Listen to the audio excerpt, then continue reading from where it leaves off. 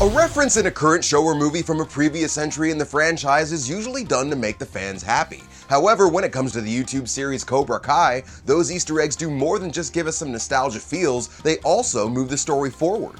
To be honest, Cobra Kai is full of callbacks to the original movies, and there's just not time to go into every single one for this video, so we're just gonna do some of the biggest ones. I'm Greg Elliott with Screen Rant, and here's some of the best around Karate Kid Easter eggs and references so far.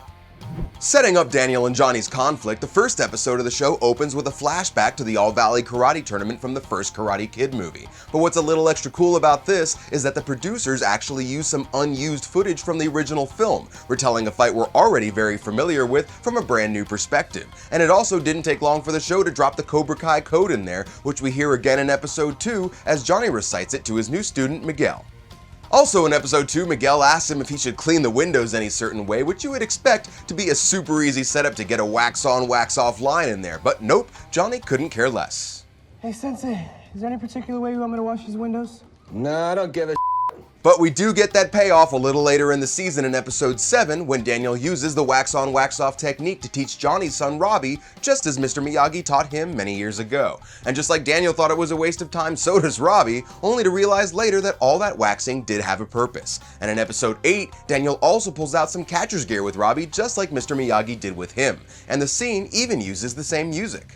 Season 1 ends with a big one as Johnny's old sensei John Kreese returns coming out of the shadows to set up the second season. In episode 2 of season 2, Daniel teaches Robbie and his daughter Sam balance by having them move on a floating wooden platform, much like Miyagi taught him to balance on that rowboat in the original film. And in episode 4, Daniel has a strange encounter with a fisherman on a beach, a callback to that same rowboat scene where Miyagi is teaching Daniel while fishing.